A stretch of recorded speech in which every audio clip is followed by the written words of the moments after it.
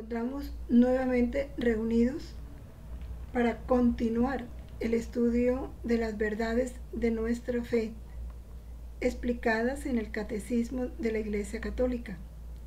Hemos entrado a la parte tercera, donde vamos analizando el credo artículo por artículo. Hoy meditaremos en la concepción de Jesús. Fue concebido por obra y gracia del Espíritu Santo. En los numerales del 461 al 469, donde consideramos específicamente a Jesús como verdadero Dios y verdadero hombre.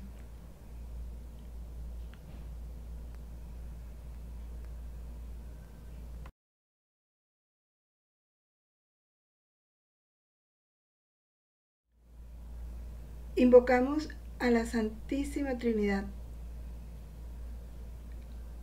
que es donde está la verdad plena, la que se nos comunica como verdad en Jesús, y el Espíritu Santo, el encargado de conducirnos a esa verdad completa. En el nombre del Padre, y del Hijo, y del Espíritu Santo. Amén. Santísima Trinidad, Padre, Hijo y Espíritu Santo, postrado en el abismo de mi nada y unida al acto único y eterno de vuestra divina voluntad, os adoro profundamente, os doy gracias eternamente, os amo infinitamente por todos y en el corazón de todos, con el corazón mismo de Jesús y de María. Amén. Gloria al Padre, al Hijo y al Espíritu Santo, como era en el principio, ahora y siempre, por los siglos de los siglos. Amén. En el nombre del Padre, y del Hijo, y del Espíritu Santo. Amén.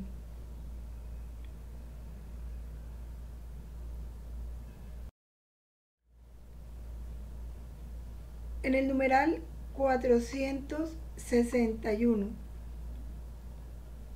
retomamos el valor inmenso de este misterio de la encarnación, anunciado en Juan 1:14. El Verbo se encarnó. ¿Qué es la encarnación? ¿A qué llama la Iglesia la encarnación? A ese acto a través del cual la segunda persona de la Santísima Trinidad, que es el Hijo, asume la naturaleza humana. En eso consiste la encarnación. ¿Con qué fin? Para llevar a cabo nuestra salvación. Y este misterio de la encarnación es central en nuestra fe. Es fundamento de nuestra vida cristiana. ¿Y por qué es tan importante? Porque este misterio de la encarnación, lo que Jesús realiza ahí, es lo que quiere que nosotros realicemos. Porque Jesús se encarna como nuevo Adán para venir a hacer lo que Adán no hizo, para venir a llevar a cabo el plan de amor establecido por el Padre para la humanidad y que se frustró aparentemente, porque lo de Dios nada se frustra, por el pecado original. Por eso es tan importante este misterio, porque es un misterio, este acto de la segunda persona de la Santísima Trinidad en las verdades de nuestra fe. Es un misterio que tenemos que meditarlo continuamente para irlo asumiendo, no tanto comprendiendo cuanto asumiendo. porque esa encarnación también quiere Dios que se dé en nosotros. Y es tan importante que desde los comienzos de la iglesia, y para favorecer esa meditación del misterio, se estableció en la iglesia la práctica del rezo del Ángelus 3 veces al día, precisamente para poder primero meditar y entrar en la profundidad de este misterio. Segundo, adorarlo. Adorar este acto de Jesús, que es un acto del Padre, que hace que su Hijo se encarne, tome naturaleza humana, porque también es una obra del Espíritu Santo, que es el que realiza este acto. Por obra y gracia del Espíritu Santo se encarna la segunda persona de la Santísima Trinidad por voluntad del Padre. Y con qué fervor debemos continuar esta costumbre para reflexionar en Él, para adorarlo y para agradecerlo. Y así disponernos a abrazar este misterio en nosotros, a poseer estas verdades. Y así con la Virgen María poder entender que si ella se hizo la esclava del Señor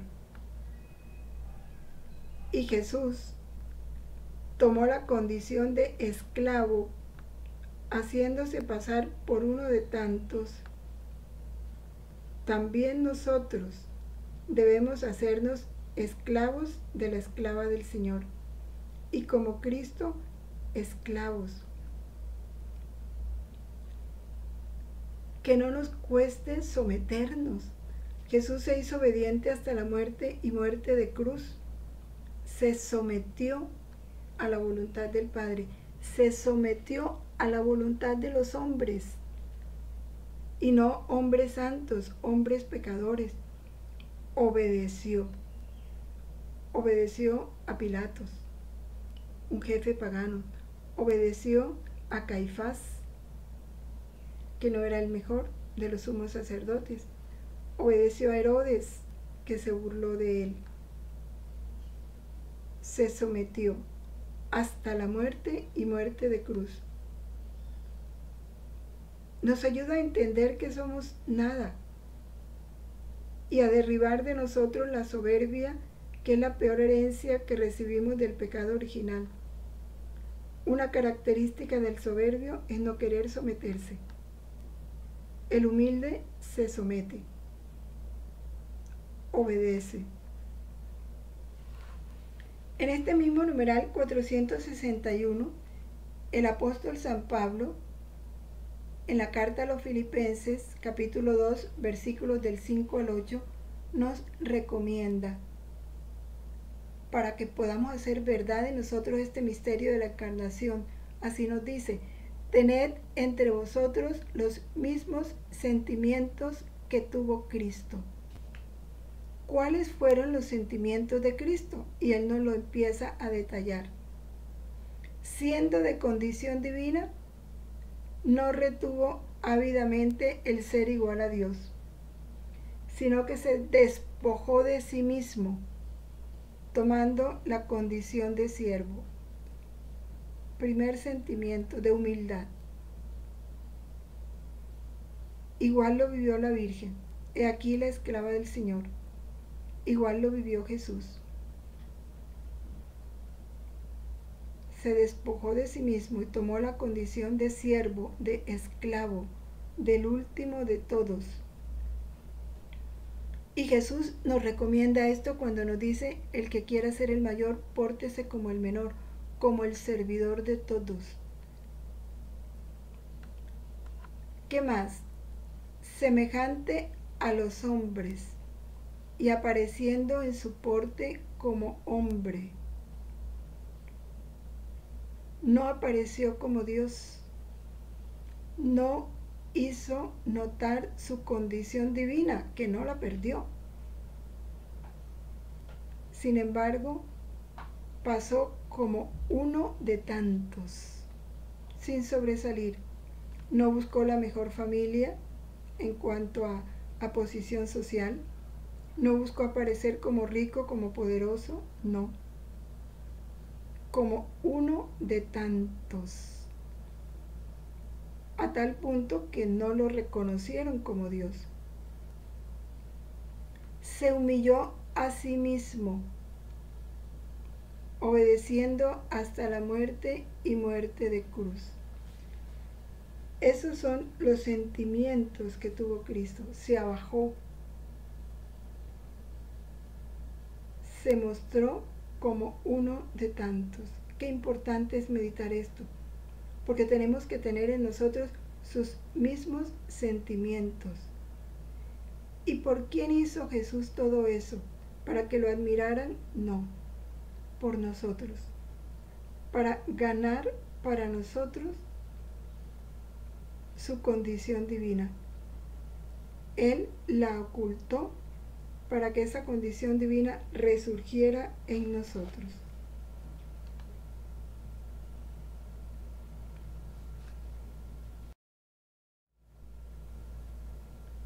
En el numeral 462, en la carta a los Hebreos, se nos continúa explicando estos sentimientos que tuvo Cristo y que asumió en la encarnación. Al entrar en este mundo, Cristo dice: no quisiste sacrificio y oblación, le está hablando a su Padre, pero me has formado un cuerpo. Holocaustos y sacrificio por el pecado no te agradaron. Entonces dije: he aquí que vengo a hacer, oh Dios, tu voluntad. El sacrificio más grande que Dios espera de nosotros y que Jesús con su ejemplo nos lo puso por delante es el de sacrificar nuestra propia voluntad. Pero un sacrificio amoroso, gozoso, voluntario, no un sacrificio forzoso. Caín ofreció sacrificios a Dios, pero eran sacrificios forzados, de mala gana. Abel ofreció un sacrificio amoroso y eso fue lo que agradó a Dios. Jesús en todo momento buscó dar al Padre un sacrificio agradable a Él. Y más adelante lo meditaremos cuando Él nos cuenta que Él es el verbo, es la palabra del Padre. Y al decir palabra del Padre, ¿qué nos está diciendo? Que lo que Él va a decir, que lo que Él va a expresar con sus actos, con sus gestos, no es de Él, es del Padre. También Él no fue para que el Padre fuera en Él. Es el verbo del Padre, es la palabra del Padre. Y en todo momento Jesús buscó dar al Padre un sacrificio agradable. Y esa es la invitación que Él nos hace cuando nos llama a vivir en este reino de la voluntad de Dios. ¿Qué es lo que se nos pide en este reino? Darle al Padre el sacrificio agradable de nuestra voluntad. No ser nosotros, para que la voluntad del Padre sea en nosotros, pero esa voluntad del Padre será en nosotros a través de la voluntad de su Hijo.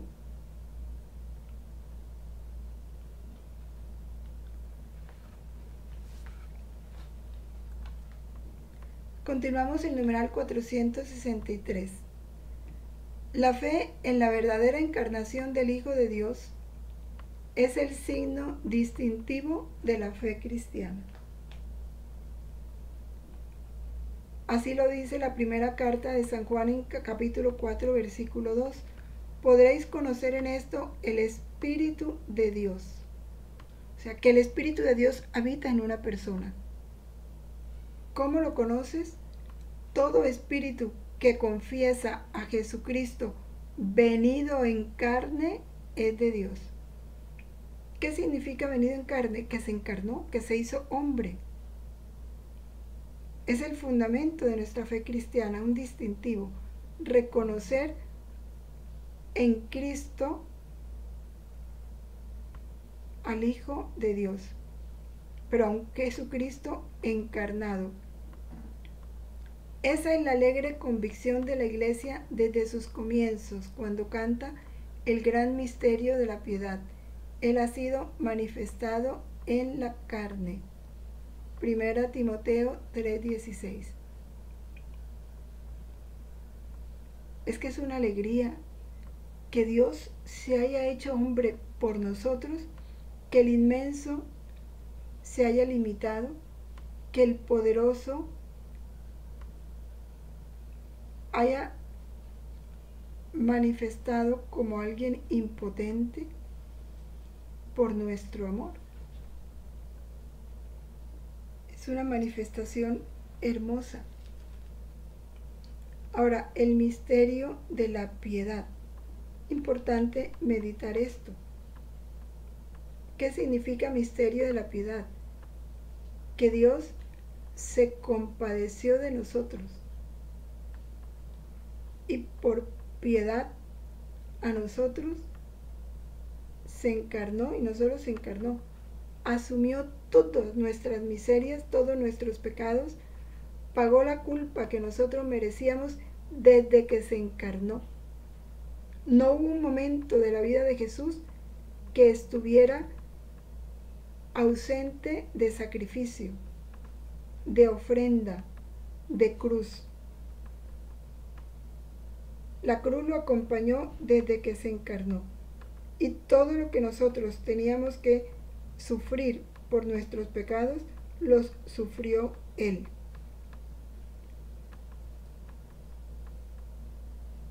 Y por eso cuando cantamos Señor, ten piedad, no es ya para que Él tenga piedad, ya Él tuvo piedad de nosotros.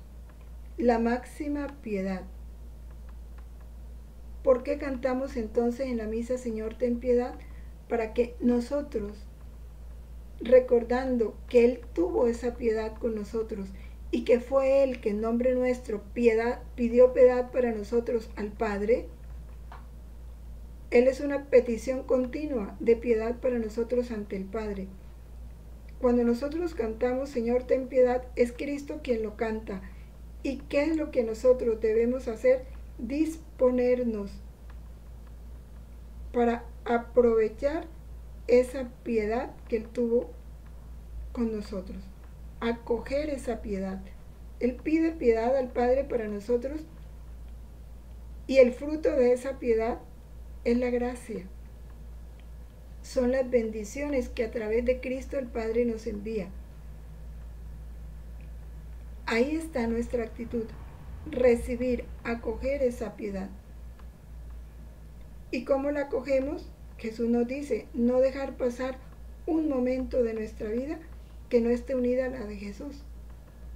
Porque Él es el canal a través del cual el Padre nos va haciendo gozar de los frutos de esa piedad que el Hijo pidió para nosotros. En Cristo el Padre nos dio todo, para que en Él estemos defendidos y al seguro.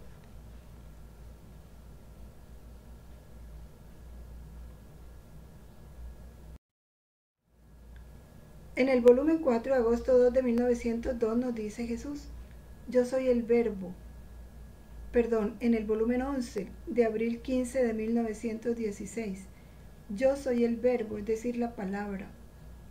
Y es tanto el amor hacia la criatura que me multiplico en tantas voces por cuantos actos, pensamientos, afectos, deseos hace cada criatura, para recibir de ellas la correspondencia de sus actos, hechos por amor mío.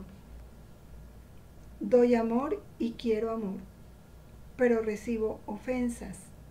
Doy vida y si pudieran me darían muerte. pero a pesar de todo, yo continúo mi oficio amoroso. Ahí está el misterio de piedad. Nada lo detiene, ni nuestras infidelidades, ni nuestra ingratitud. Y en el volumen 4 de agosto 2 de 1902 nos dice Jesús: primero, pues Jesús llega donde Luisa expandiendo rayos de luz y la llena a ella de luz. Luisa se siente dentro de Jesús y allí dentro de Jesús Él le hace comprender ese misterio de su humanidad santísima, porque es un misterio. Entonces Luisa nos explica esto, nos dice: solo sé decir que la divinidad dirigía en todo a la humanidad. Qué misterio tan hermoso. La divinidad dirigía en todo a la humanidad. Y como la divinidad en un mismo instante puede hacer tantos actos cuantos cada uno de nosotros puede hacer en todo el periodo de la vida, claro, porque la divinidad es un solo acto, pero un acto eterno, un acto inmenso. Y cuantos más quisiera hacer, entonces, siendo que en la humanidad de Jesucristo obraba la divinidad, ¿ves? Ahí entendemos ese misterio de la unión hipostática, la unión de la humanidad con la divinidad actuando en la humanidad. Ese es lo que Jesús le hace comprender a Luisa. Comprendía con claridad que Jesús bendito en todo el curso de la vida rehacía por todos en general y por cada uno en particular. Todo lo que cada uno está obligado a hacer hacia Dios, de modo que adoraba a Dios por cada uno en particular, agradecía, reparaba, glorificaba por cada uno, alababa, sufría, rogaba por cada uno. Entonces, dice Luisa, comprendía que todo lo que cada uno debe hacer ya ha sido hecho primero en el corazón de Jesucristo. Por eso Jesús tomó una voluntad humana. ¿Para qué? Para en modo humano realizar los actos que nosotros hacemos. Comer, dormir, porque en modo divino la divinidad no necesita comer, no necesita dormir, no necesita descansar. La humanidad sí, nuestro cuerpo sí. Entonces Jesús por eso toma carne humana, para cansarse, para poder llorar, comer, dormir, correr, caminar. Pero al mismo tiempo, su divinidad, su voluntad divina, empieza a actuar en esa humanidad. ¿Para qué? Para que cuando Jesús coma, ese acto de comer ya no es el acto de un individuo, sino en ese acto de comer Jesús encierra el comer de todas las criaturas, porque con la voluntad divina Él puede ir desde Adán hasta el último hombre, para rehacer ante el Padre ese acto de comer, darle gloria al Padre, reparar cuando se come ofendiendo a Dios o cuando no se come para la gloria de Dios. Por eso Él por cada uno adoraba, por cada uno agradecía, por cada uno reparaba, glorificaba en cada acto que hacía. Y Jesús le hace comprender a Luisa que la vida de todos nosotros, desde Adán hasta el último hombre, ya la vivió Jesús completita.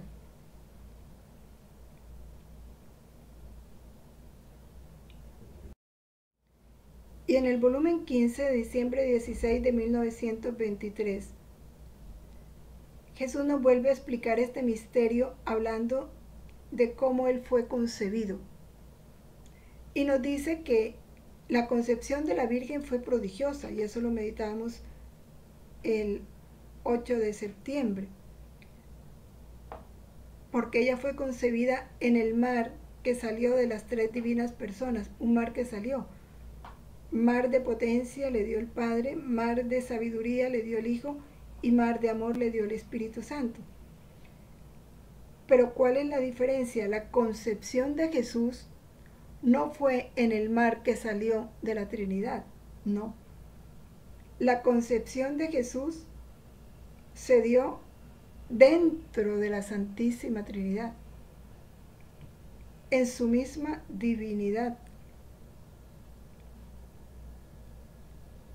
Y en esa misma divinidad descendió en el seno de la Virgen y quedó concebido. Esto lo explica él, y quién más nos lo podía revelar sino él. Y es tan interesante esto que nos explica, porque esto es teología. La teología del conocimiento de Dios. Dice, es verdad que se dice que el Verbo quedó concebido, hablando de la segunda persona de la Santísima Trinidad. Dice Jesús, pero mi Padre Celestial y el Espíritu Santo eran inseparables de mí. Es verdad que yo tuve la parte actuante, pero ellos la tuvieron concurrente. O sea que al ser concebido Jesús en María, con él quedó concebido el Padre y el Espíritu Santo, porque son inseparables. Jesús tuvo la parte actuante, por eso él aparece, pero con él estaban el Padre y el Espíritu Santo, que fueron la parte concurrente. Por eso Jesús siempre tuvo su naturaleza divina. Y así lo explica Jesús para ayudarnos un poco, porque es un misterio. Dice, imagínate dos reflectores, que uno refleje en el otro el mismo sujeto. Los sujetos son tres, el Padre, el Hijo y el Espíritu Santo. El de en medio, que es el Hijo, toma la parte obrante, sufriente, suplicante. El Hijo está en el medio de los dos reflectores. Los otros dos reflectores están juntos, concurren, son espectadores. Así que podría decir que uno de los dos reflectores era la Trinidad. Esa Trinidad sacrosanta. Y el otro reflector era la Virgen María. ¿Sí? En el breve curso de su vida, convivir siempre en mi querer me preparó en su virginal seno el pequeño terreno divino, donde yo, Verbo eterno, debía vestirme de humana carne. Cuando habla de terreno divino, es el cielo. Dios creó para su Hijo un cielo en la tierra, y ese cielo es la Santísima Virgen, porque Jesús nunca hubiera podido descender a un terreno humano. Y por eso la Santísima Trinidad, reflejándose en la Virgen María, quedó concebida. Aquella misma Trinidad, mientras quedaba en el cielo, quedaba concebida en el seno de esta noble reina. La Santísima Trinidad se concibió en María y se quedó en el cielo, porque es Dios, y Dios es omnipotente, y Dios todo lo puede hacer.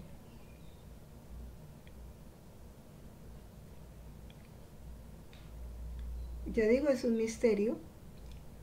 Jesús se vale de muchas cosas para ayudar a nuestra fe a entender hasta dónde es posible este misterio de amor tan grande de la encarnación del Verbo, porque con él se encarnó el Padre y el Espíritu Santo.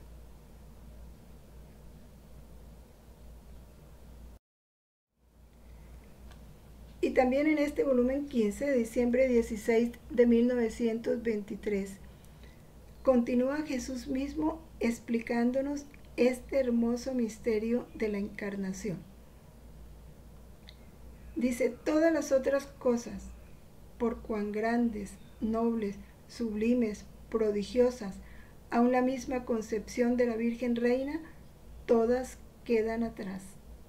No hay cosa que pueda equipararse, ni amor, ni grandeza, ni potencia a mi concepción. Por eso la Iglesia 3 veces al día de rodillas rezaban el Ángelus, adorando este portento de amor. Aquí no se trata, porque Jesús explica de dónde la grandeza de este misterio. No se trata de formar una vida, como sucedió en la Virgen, sino de encerrar la vida que da vida a todos. Jesús es la vida.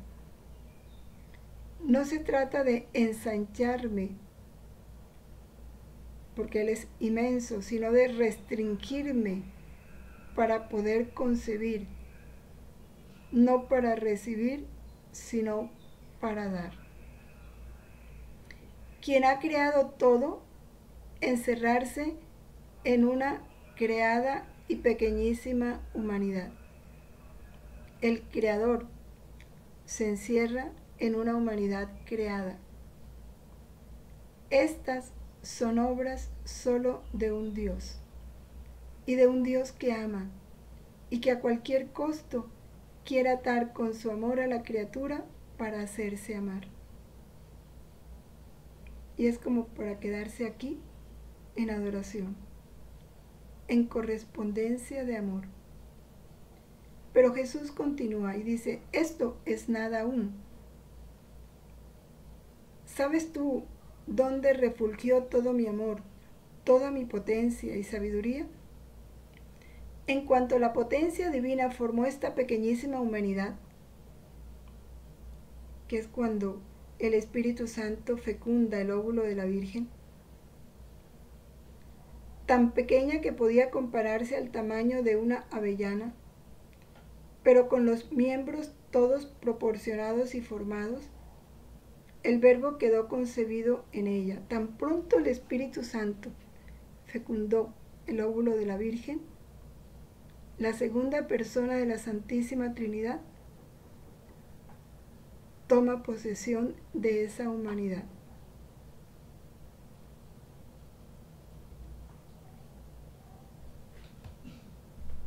El Verbo quedó concebido en ella. La inmensidad de mi voluntad, encerrando todas las criaturas, pasadas, presentes y futuras, concibió en ella todas las vidas de las criaturas. En esa humanidad que acababa de ser concebida, quedamos concebidos todos nosotros. Así que también nosotros estuvimos en el seno de la Virgen María. Y este es el misterio que tenemos que meditar y contemplar siempre, pero muy especialmente en Adviento, y agradecer.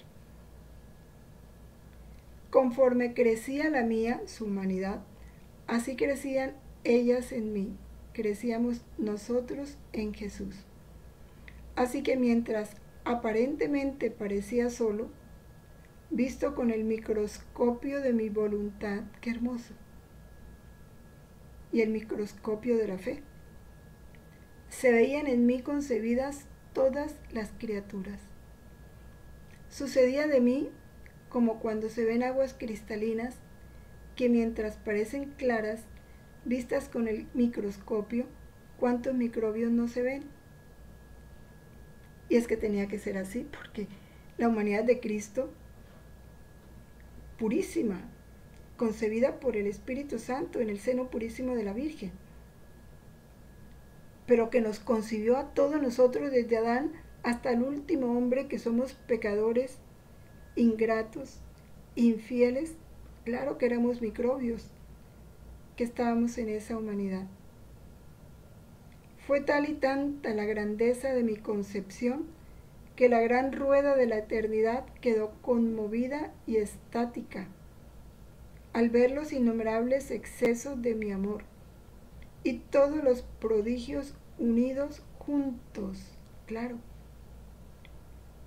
Porque en la encarnación está la Inmaculada Concepción, porque la Virgen fue concebida inmaculada de una forma aplicándole anticipadamente estos méritos de la encarnación, vida, pasión y muerte de Jesús. Toda la mole del universo se estremeció al ver encerrarse a aquel que da vida a todo, restringirse, empequeñecerse, encerrar todo. ¿Para hacer qué cosa? Para tomar las vidas de todos y hacer renacer a todos. Es hermoso esta descripción de la encarnación del Verbo, del volumen 15. Vale la pena volverlo a retomar en cualquier momento.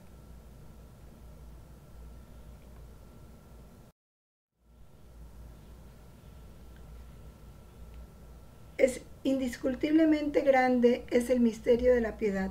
Dios fue manifestado en carne, justificado en el Espíritu, visto de los ángeles, predicado a los gentiles, creído en el mundo, recibido arriba en gloria. Es una síntesis de todo lo que fue este misterio de la encarnación, vida, pasión y muerte de Jesús y resurrección. El numeral 463 nos dice que esta fe en la verdadera encarnación del Hijo de Dios, siendo distintivo de la fe cristiana,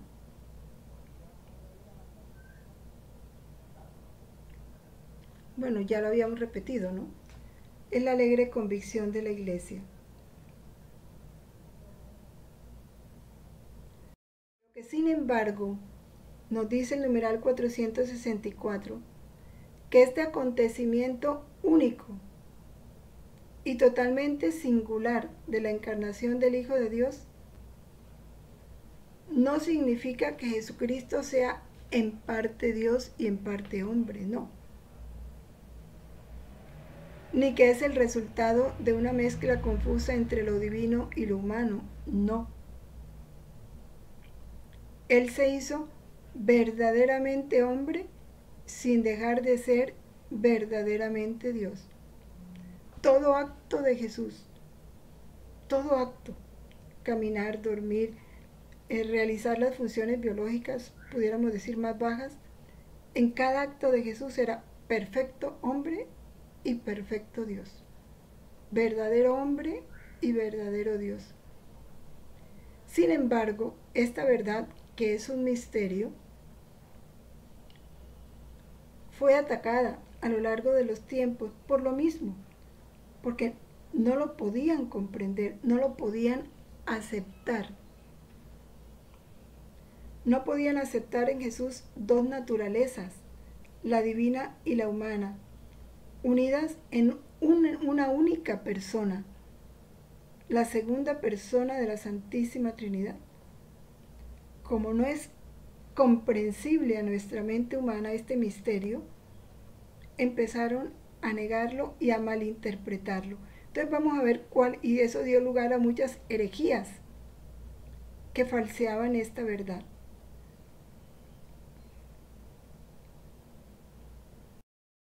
Vamos a estudiar algunas de las principales herejías que surgieron a partir del siglo II en relación a este misterio de la encarnación de Jesús, Dios y hombre. La primera herejía que apareció fue el docetismo gnóstico, que aparece en el siglo II. ¿En qué consiste?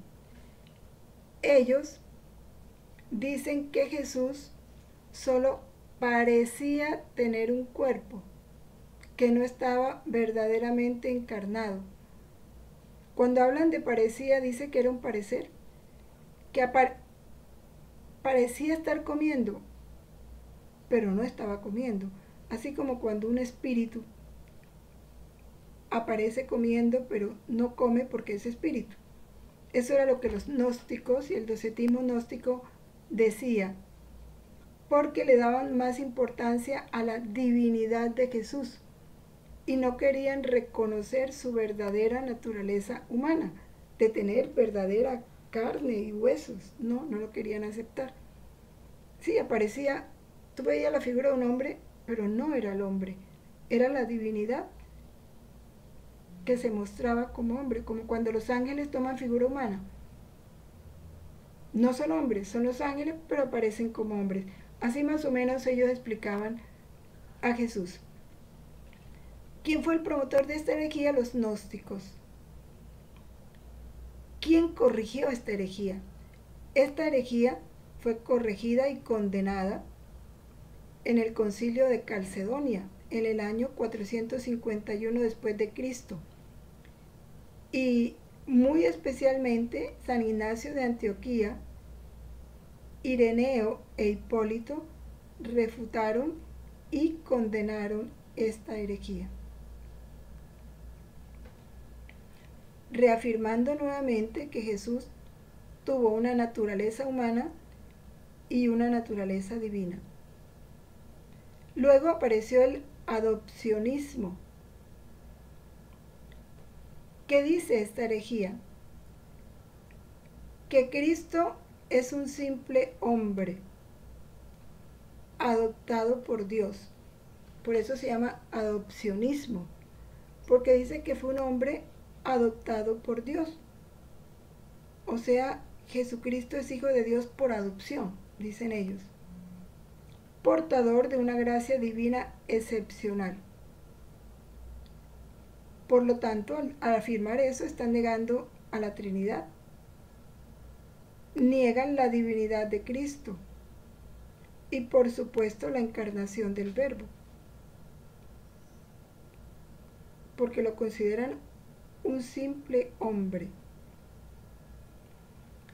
¿Quién promovió esta herejía? Teodoro el Viejo y Pablo de Samosata. Esta herejía fue condenada por el concilio reunido en Antioquía en el siglo III. Vuelve a reafirmar que Jesús es verdadero Dios y verdadero hombre, con dos naturalezas, la humana y la divina, en una única persona, la segunda persona de la Santísima Trinidad. Luego aparece el arrianismo, que niega la divinidad de Cristo.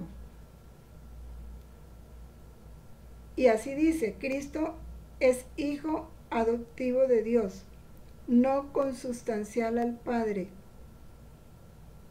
Y el Espíritu Santo es la primera criatura del Hijo, por tanto es inferior a Él, al Espíritu Santo. Obviamente va contra el misterio de la Trinidad, donde hay tres personas distintas, un solo Dios verdadero, y ninguno fue primero. Y el Hijo es consustancial al Padre. El promotor de esta herejía fue Arrio de Alejandría, por eso se habla del arrianismo, tomado de su promotor, que fue Arrio, que vivió en Egipto. Esta herejía fue condenada en el concilio de Nicea en el año 325 después de Cristo. Por eso, de allí surge el credo de Nicea. El credo de Nicea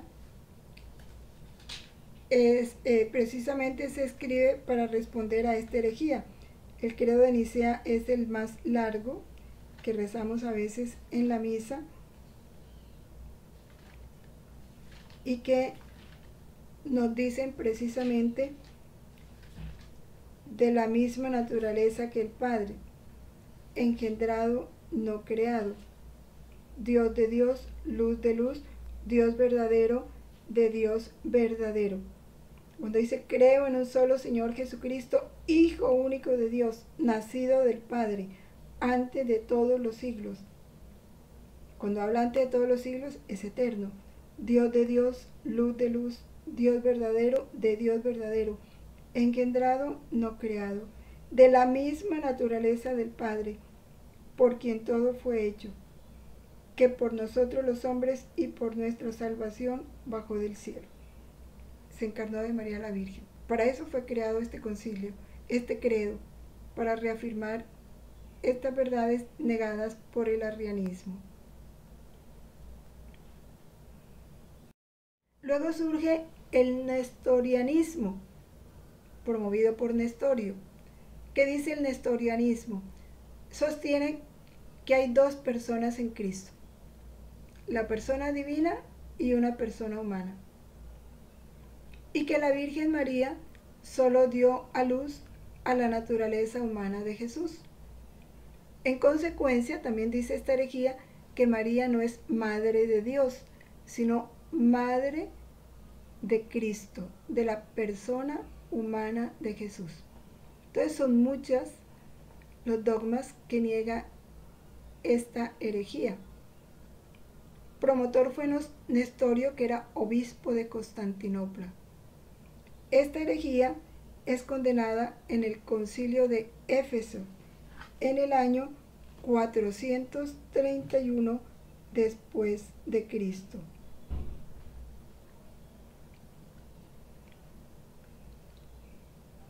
Luego sigue el eutiquianismo, o llamado también monofisismo. Mono, uno, y fisismo, naturaleza. ¿Qué dice esta herejía? Esta herejía enseñaba que Jesús poseía una tercera naturaleza única.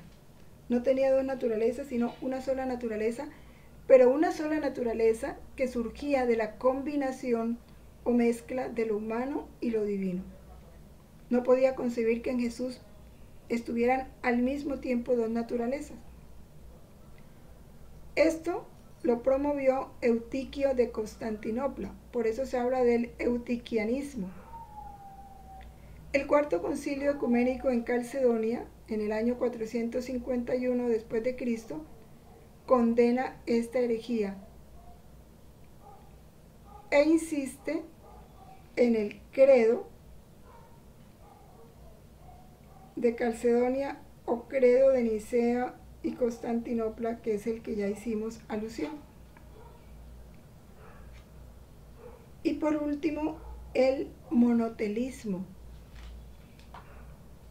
El monotelismo surgió para contraponer la anterior herejía, que dice que en Jesús hay solo una naturaleza combinada por la mezcla de las dos, la humana y la divina. Este enseña que Jesús tenía dos naturalezas, pero una sola voluntad, en lugar de dos voluntades.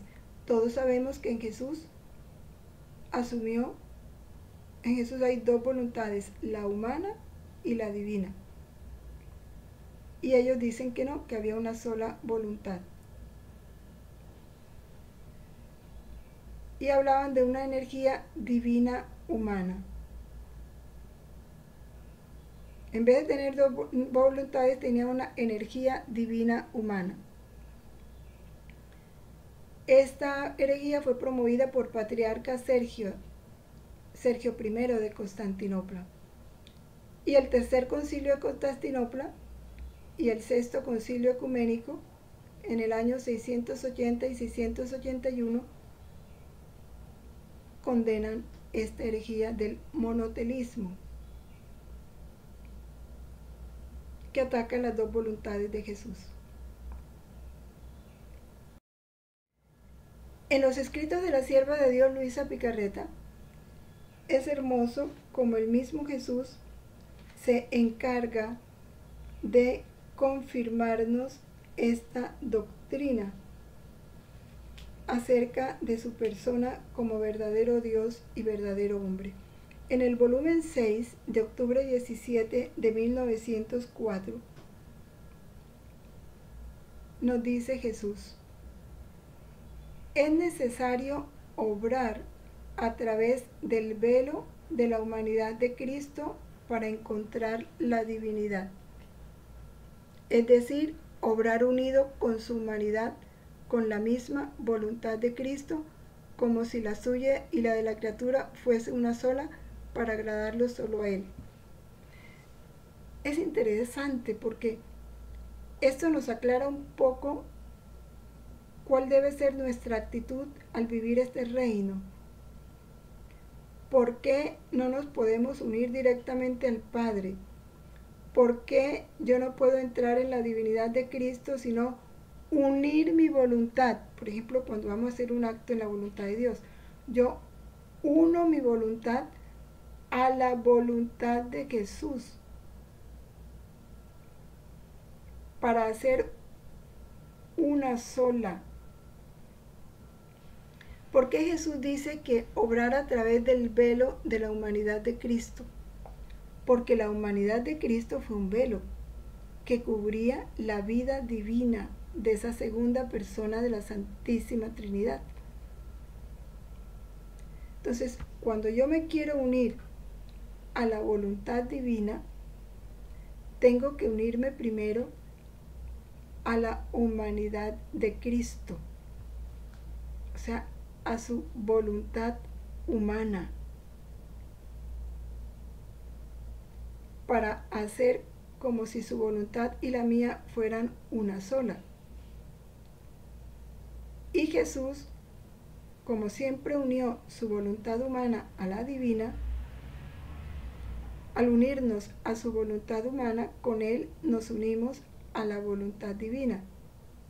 Por eso dice, fuese una sola para agradarlo solo a Él, como si su voluntad y nuestra voluntad fuese una sola para agradarlo solo a Él, obrando con sus mismos modos. ¿Cuáles eran los modos de Jesús? En todo acto Jesús unió su voluntad a la del Padre para poder actuar en nombre de todos, para poder al Padre presentarle en nombre de todos nosotros un homenaje divino, un amor divino, un agradecimiento divino, dirigiendo todo a Cristo, llamándolo junto a ella en todo lo que hacemos, como si Él mismo debiera hacer sus mismas acciones.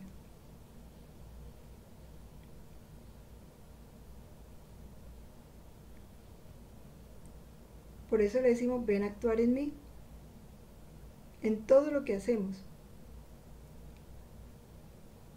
para que Él mismo venga a hacer las acciones que ya hizo, porque es que mis acciones ya Jesús las hizo, ya las vivió, decíamos anteriormente.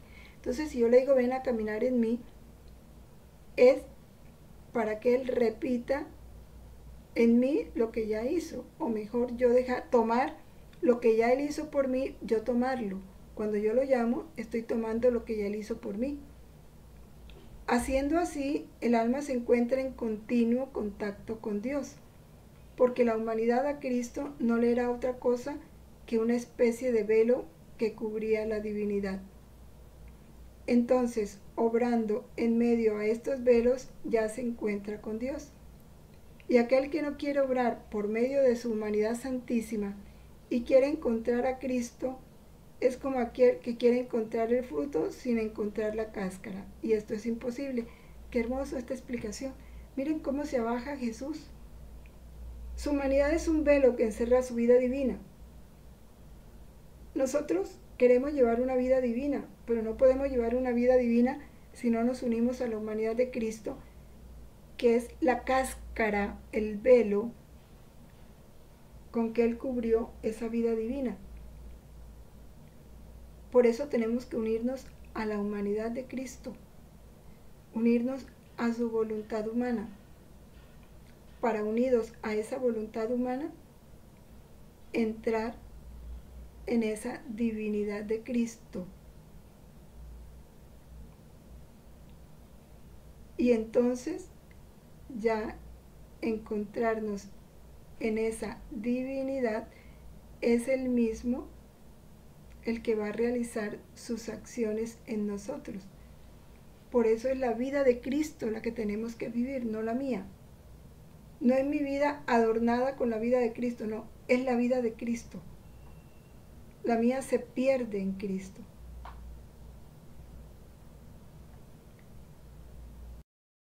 En el volumen 18, capítulo 4, de octubre 1 de 1925, dice Jesús: Había sido este el primer acto del hombre, rechazar mi voluntad suprema. Convenía entonces a mi humanidad hacer el primer paso hacia ella. Entonces habla como mi voluntad en la esfera de mi humanidad ponía como en camino mis obras, mis pasos, mis palabras, mi sangre, mis llagas, mis penas y todo lo que yo hice para llamar al hombre y darle las ayudas y los medios suficientes para salvarlo. Si mi voluntad hubiera querido llamar directamente al hombre, éste se habría espantado, por eso tomó una humanidad. Y nos quiso llamar a través de su humanidad. Quien vive en mi voluntad, vive en el centro de mi humanidad. Toma todos los frutos de todo lo que yo hice y sufrí y entra en el orden de la creación. Y mi voluntad cumple en él la plena finalidad para la que fue creado. Que no vivan en mi voluntad. Otros que no viven en mi voluntad encuentran los medios para salvarse, pero no gozan todos los frutos de la redención y de la creación. O sea que el fruto completo de la redención no es la salvación, sino mi transformación en Cristo. Dejar que Cristo viva su vida divina en mí. Ser otro Cristo. Ese es el fruto completo de la redención.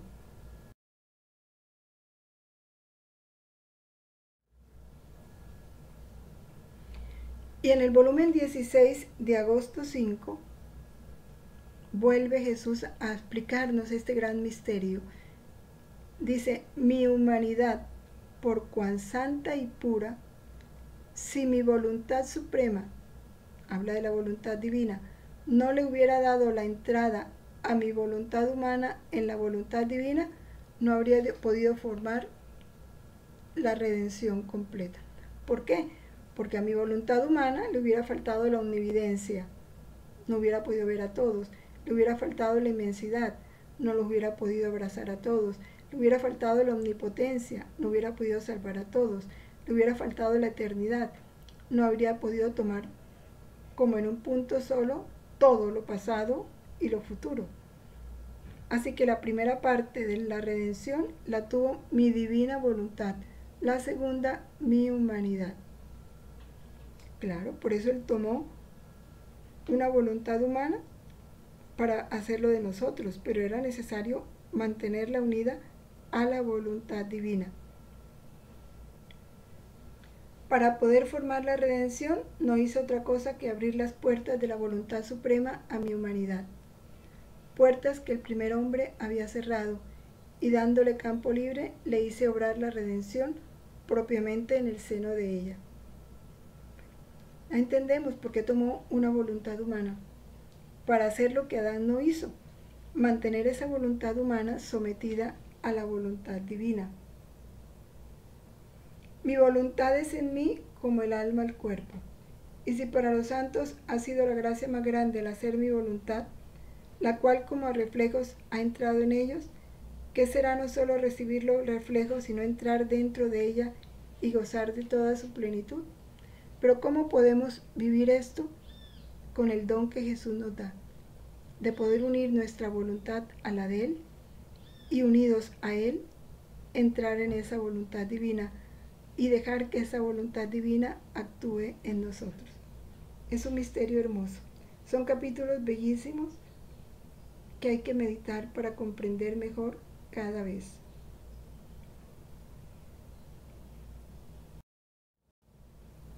Y nos vuelve a decir en el volumen 19, el primer hombre al pecar perdió una voluntad divina. Por eso se necesitó mi humanidad, unida al Verbo eterno, que debía sacrificar en todo y por todo la voluntad humana de mi humanidad, para readquirir esta voluntad divina, para darla de nuevo a la criatura. Por eso su humanidad nunca le dio un respiro de vida a su voluntad humana. La tuvo para sacrificarla, para pagar la libertad que se había tomado el hombre de rechazar con tanta ingratitud esta voluntad suprema.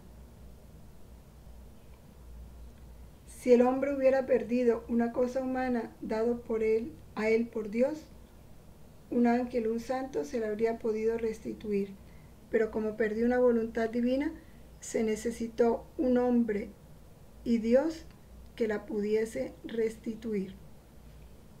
Por eso Jesús no solo vino para redimirnos, lo dice Él. No hubiera hecho todo eso para ponernos solo a salvo. Él vino para restituirnos esa voluntad divina perdida, para restituirnos esa vida divina. Por eso descendió esta divina voluntad en todas sus penas, en sus lágrimas, en sus suspiros, para poderle dar a todos nuestros actos humanos esa vida divina y poder formar el reino en medio de las criaturas. Capítulos tan bellos y tan profundos. Bueno, pasamos a los numerales 466 y 467. Estos numerales nos confirman la verdad definitiva sobre Cristo y condenan, reafirman lo que las herejías niegan. Ha venido en la carne, o sea, se hizo hombre, tomó una naturaleza humana. Es hijo de Dios por naturaleza, no por adopción. El Hijo de Dios es engendrado, no creado, de la misma sustancia que el Padre. La humanidad de Cristo no tiene más sujeto que la persona divina del Hijo de Dios, que la ha asumido y hecho suya desde su concepción. El Concilio de Éfeso proclamó en el año 341 que María llegó a ser con toda verdad Madre de Dios, mediante la concepción humana del Hijo de Dios en su seno. Madre de Dios, no porque el Verbo de Dios haya tomado de ella su naturaleza divina, sino porque es de ella, de quien tiene el cuerpo sagrado, dotado de un alma racional, unido a la persona del Verbo, de quien se dice que el Verbo nació según la carne.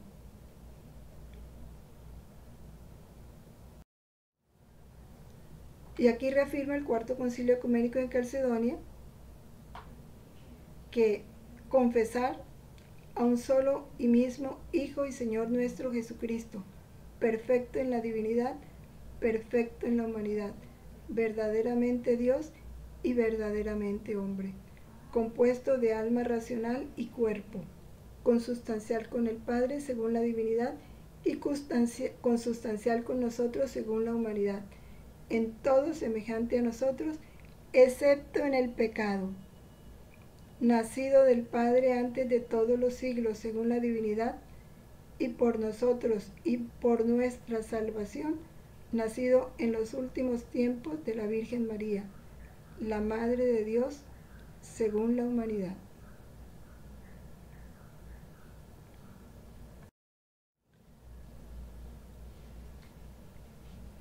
Se ha de reconocer un solo y mismo Cristo Señor, Hijo único en dos naturalezas, sin confusión, sin cambio, sin división, sin separación. Dos naturalezas, la humana y la divina, que confluyen en una sola persona. Y el numeral 468 nos reafirma lo que dice el Concilio Ecuménico de Constantinopla. No hay más que una sola persona en Cristo, que es nuestro Señor Jesucristo, segunda persona de la Santísima Trinidad. En la humanidad de Jesucristo debe ser atribuido a su persona divina como a su propio sujeto. No solamente los milagros, sino también los sufrimientos, la misma muerte. El que ha sido crucificado en la carne, nuestro Señor Jesucristo, es verdadero Dios, Señor de la gloria y uno en la Santísima Trinidad. Todo acto de Jesús es perfectamente humano y perfectamente divino.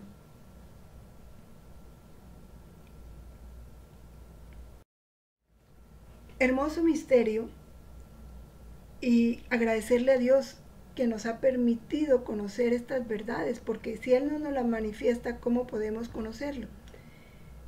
Y reparar por tantas herejías que han surgido hoy y que continúan porque es la soberbia del hombre que aquello que no comprende o que no está a su alcance no lo acepta, porque se olvida quién es Dios.